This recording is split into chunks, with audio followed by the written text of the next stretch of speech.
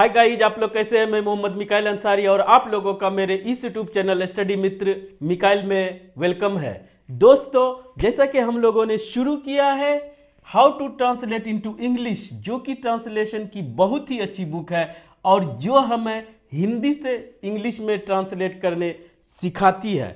और अभी हमारा चल रहा है चैप्टर नंबर 18, जिसमें आज का या कहिए इस चैप्टर का टॉपिक है दोस्तों ऑब्लिगेशन, कंपल्शन, यानी मजबूरी बस, लाचारी बस किसी काम को करने के लिए आप इंग्लिश में उसे कैसे बताएंगे। ठीक है दोस्तों, और आज ये हमारा स्ट्रक्चर 2 है, जिसमें कोई काम मजबूरी बस करना पड़ता है उसका निगेटिव बताना कैसे सीखेंगे। ठीक है, तो वो आइए इसी में देखते हैं, उसको आगे एक्सप्लेन करने की जरूरत नहीं है।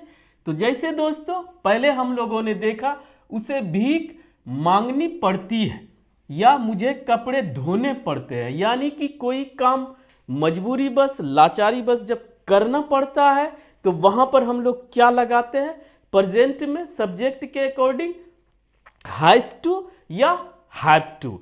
अब आइए कि मजबूरी बस मुझे कोई काम नहीं करना पड़ता है, उसके लिए हम लोग निगेटिव स्ट्रक्चर कैसे बनाएंगे। और दोस्तों अगर ये प्रेजेंट का देख लेंगे, समझ लेंगे, सीख लेंगे, तो आप पास्ट का भी बना सकते हैं और फ्यूचर का भी निगेटिव बना सकते हैं। अदरवाइज सब भी पढ़ लेंगे, प्रैक्टिस नहीं करेंगे, अच्छे से नहीं समझेंगे, तो आप कुछ भी नहीं सीख पाएंगे। तो आइए दोस्तों पहले प्रेजेंट का सीखने की कोशिश करते हैं, और इस स्ट्रक्चर में निगेटिव बनाने की ही बात की गई है। और इसमें दोस्तों एक और यूज किया गया है वर्ब नीड और नीड नॉट। इसे भी लास्ट में हम लोग क्लियर कर लेंगे, क्योंकि ये अलग वर्ड ही है, एक्शन वर्ब ही है। ठीक है, तो सबसे पहले आइए दोस्तों अगर स्ट्रक्चर की बात करें तो हमारा सब्जेक्ट, अगर मजबूरी बस कोई काम करना पड़ता है तो उसमें हम लोग क्या करते थे, सब्जेक्ट प्लस हैज या हैव 2 प्लस V1, ये ऑप्शनल है। ठीक है, या दोस्तों सब्जेक्ट अकॉर्डिंग या तो हैज या हैव, ये जानते थे। सब्जेक्ट हमारा हैव आया और उसके साथ दोस्तों हैज या हैव या तो अकेले अकेले आएगा सब्जेक्ट के अकॉर्डिंग, या दोस्तों उसके साथ गॉट जुड़ जाता था। जो गॉट है वो उसका कोई अलग मीनिंग नहीं रहता है, सेम मीनिंग देता है। ठीक है, लेकिन कहीं कहीं ये दिखने को मिलता है। ये दोस्तों अलग अलग अपना इंग्लिश का, अमेरिकन इंग्लिश, ब्रिटिश इंग्लिश के वजह से ये आता है। ठीक है दोस्तों, तो चाहे हैज हो चाहे हैव हो, उसके साथ गॉट लगा देंगे। उसके बाद दोस्तों हमारा ये 2 प्लस V1 यानी कि इंफिनिटिव फिक्स रहेगा, अदर वर्ड्स ये ऑप्शनल है। पहला इस तरह से। अब अगर नोट लगाना है दोस्तों तो आप 2 तरह से लगा सकते हैं। इसको यहां पर से अच्छे से सुनिएगा दोस्तों, कि अगर नोट लगाना है, नोट लगा के निगेटिव बना रहे कि मुझे भीख नहीं मांगनी पड़ती है, मुझे कपड़े नहीं धोने पड़ते, मुझे झाड़ू नहीं देने पड़ते हैं, तो वहां पर क्या करेंगे दोस्तों, तो आपके पास पहला कि सब्जेक्ट अकॉर्डिंग या हैज नोट लगाएंगे या हैव नोट लगाएंगे, डायरेक्ट दोस्तों 2 प्लस V1 इंफिनिटिव, या दोस्तों गॉट वाला अगर आता है उसमें बनाना चाहते हैं तो has note, have note, got plus 2 plus V1। पहला ये है कि हैज या हैव के बाद नोट लगाएं। और समझ ले दोस्तों, हैज नोट या हैव नोट का कॉन्ट्रैक्शन होता है, ये आप जानते हैं, हैजंट या हैवंट, वो भी यूज कर सकते हैं, वो कोई बड़ी बात नहीं है। दूसरा तरीका कि इसे ही मेन वर्ब, यहां हेल्पिंग वर्ब समझ के लगा रहे हैं दोस्तों, अब इसे ही मेन वर्ब मान के, अगर मेन वर्ब मानते हैं दोस्तों इसके पॉजिटिव स्ट्रक्चर में, तो आपके पास ये प्रेजेंट इंडेफिनिट टेंस का स्ट्रक्चर लेता है या नेचर लेता है। तो इसके लिए हमको क्या करना पड़ेगा कि उसमें हम लोग यूज करते हैं थर्ड पर्सन सिंगुलर नंबर या सिंगुलर नाउन के लिए या अनकाउंटेबल नाउन के लिए डज का यूज करते हैं, ये आप जानते हैं डज। और दोस्तों वो अगर हैज रहता है तो वो हैव, यानी V5 रहता है तो V1 बन जाता है। उसी तरह से दोस्तों अगर बाकी सब्जेक्ट रहता है पुलर सब्जेक्ट, उसके साथ डू लेते हैं, डू के साथ नोट लगाते हैं, और इसका आप कॉन्ट्रैक्शन डजंट या डोंट करते हैं। क्लियर? अब आइए दोस्तों, यहां तक में ही हमारा स्ट्रक्चर पूरा हो जाता है। उसके बाद 2 + V1। तो इस तरह से आप दो तरीके से नोट लगा सकते हैं, या हैज हैव के बाद लगाएं, इसको as a helping verb treat करें, या दोस्तों अगर मेन वर्ब करते हैं तो यह प्रेजेंट इंडेफिनिट टेंस का नेचर लेता है, और इसके साथ अकॉर्डिंगली डज या डू के बाद नोट लगाएं, और इसे कॉन्ट्रैक्शन या इसका शॉर्ट फॉर्म आप जानते हैं उसे लिख दें। और दोस्तों आइए पहले बना लेते हैं, तब नीड और नीड नोट को हम लोग देखेंगे। तो क्या होगा, उसे भीख नहीं मांगनी पड़ती है। अगर ये कहते कि उसे भीख मांगनी पड़ती है तो क्या होता है दोस्तों, ही हमारा क्या लेता, ही हैज टू बेग, ये हमारा 2 + V1 है।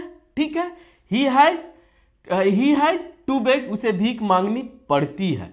अब है कि उसे भीख नहीं मांगनी पड़ती है, तो आप क्या लिखेंगे, he has not to beg, और ये नोट के पहले नहीं जाएगा, ये हमारा यहां पर फिक्स रहेगा। ठीक है दोस्तों, और इसका कॉन्ट्रैक्शन हैजंट आप लिख लेंगे। क्लियर? पहला। दूसरा दोस्तों, कि अगर गोट के साथ रहे कि भीख मांगनी पड़ती है, he has got to beg, तो वहां पर दोस्तों हैज और गोट के बीच में नोट लगा दे, कॉन्ट्रैक्शन करना है तो ये दोनों का। आप जानते हैं कि नोट का कॉन्ट्रैक्शन हेल्पिंग वर्ब के साथ होता है, और हेल्पिंग वर्ब का कॉन्ट्रैक्शन प्रोनाउन के साथ होता है। ठीक? Clear concept? दूसरा तरीका।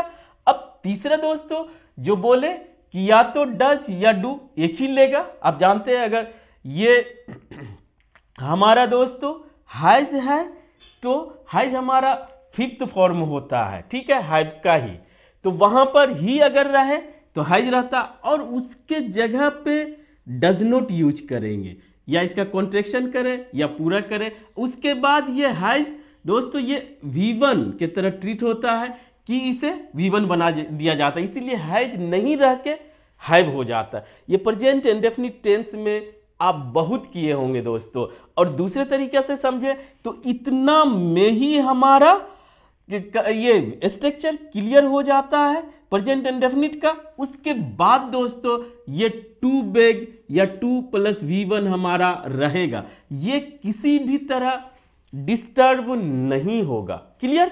तीसरा तरीका हो गया, और इसे हम लोग बाद में देखेंगे। ठीक? अब आइए दोस्तों, दूसरा, मुझे कपड़े नहीं धोने पड़ते हैं। अगर ऐसा है, एक था ही से या दूसरा आई से अगर बनाते हैं तो वहां पर कैसे बनाएंगे। सेम है दोस्तों, आई के साथ हैव लेता, अगर मुझे कपड़े धोने पड़ते हैं मजबूरी में, I have to wash clothes, इतना होता। अब हम लोग नोट लगाएंगे, निगेटिव बनाएंगे, तो जैसा बताया पहला स्ट्रक्चर में हैज या हैव के बाद, तो यहां हैव है, कुछ नहीं है दोस्तों, I have not to wash clothes, इसे कॉन्ट्रैक्ट कर सकते हैं। क्लियर? दूसरा तरीका, अगर गोट वाला रहे, I have got to wash the clothes, अगर पूरा रहेगा और उसमें नोट लगाना है तो गोट और हैव के बीच, ये दोनों में आपको कोई कंफ्यूजन नहीं होना चाहिए अगर यहां तक सीख गए। तीसरा तरीका कि आप डू या डज लगाएंगे तो हैव के केस में क्या होगा दोस्तों, प्लूरल वर्ब है या आई के साथ हैव लेता है या फर्स्ट फॉर्म लेता है, इसे फर्स्ट फॉर्म माने दोस्तों, तो हमारा क्या होगा, डू नॉट लगता है, चाहे अलग अलग करे चाहे हमारा डोंट करे। ठीक है, और ये यही V1 ही रह जाता है, और इतना में हमारा स्ट्रक्चर कंप्लीट हो जाता है सब्जेक्ट प्लस हैव यानी वर्ब के साथ। अब दोस्तों उसके बाद जो भी आएगा वो हमारा एक्स्ट्रा रहेगा। ठीक है, टू वॉश क्लोथ्स। ठीक, इतना आप समझ लिए। तो इस तरह से आप निगेटिव बना सकते हैं। प्रेजेंट में कोई मजबूरी बस काम करना पड़ता है और उसका निगेटिव नहीं करना पड़ता है। और पास्ट में दोस्तों एक है हैड और उसमें गोट नहीं लगाया जाता है, यूज नहीं है। ठीक है, यूज नहीं किया जाता है तो गोट नहीं लगाया जाता है। तो हैड के साथ चाहे वो पहले आप हैड के बाद लगाए चाहे पहले लगाए, आप उसको करके देखें। और विल हैव या शैल हैव, विल या शैल है, अगर कोई भी हमारा मॉडल है तो मॉडल के साथ नोट आ जाता है। क्लियर? वहां पर वो उधर पहले डू डज डिड नहीं आएगा। इतना समझ गए? तो अब आइए दोस्तों नीड को सीखने की कोशिश करते हैं। नीड का मतलब होता है आवश्यक, आवश्यक या जरूरी या जरूरत, जो भी बोले। ये दोस्तों नाउन भी है, यहां पर हम लोग वर्ब की बात करते हैं, ठीक है। और उसमें नोट कैसे लगाएंगे? जैसे बोलते हैं मुझे पैसे की जरूरत है, आई नीड मनी, या मुझे हेल्प की जरूरत है, आई नीड हेल्प। ये इस तरह से करते हैं दोस्तों। तो नीड जो है हमारा वर्ब के रूप में। इसमें कंफ्यूजन कहां आता है कि नीड जो है हमारा मेन वर्ब के भी तरह यूज हो सकता है और हमारा हेल्पिंग वर्ब के तरह, यानी कि ये मॉडल के तरह भी यूज होता है। दो कंडीशंस में ये यूज होता है, ठीक है।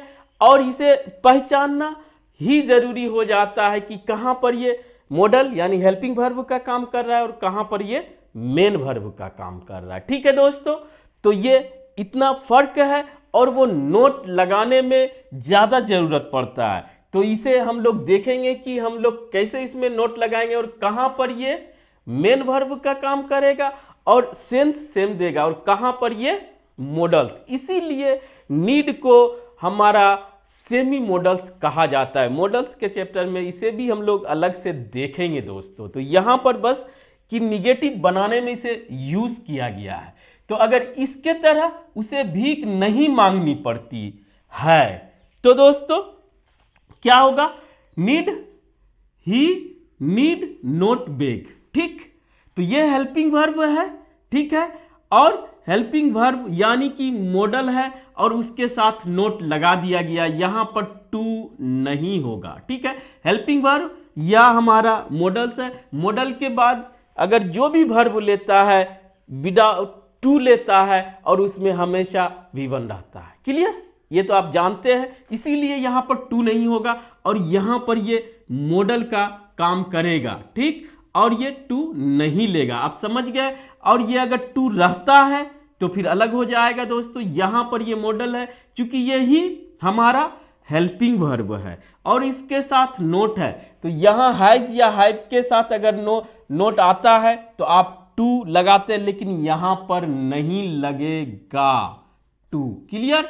और ये मॉडल के तरह यूज होगा, ये समझ लें। और इसका जरूरत या आवश्यक सेंस देगा। तो उसे भीख मांगनी नहीं पड़ती है या उसे भीख मांगने की जरूरत नहीं है। इतना समझ गए? अब आइए दोस्तों दूसरे तरीके से भी इसे बना सकते हैं कि इसी को ही हम मेन वर्ब माने।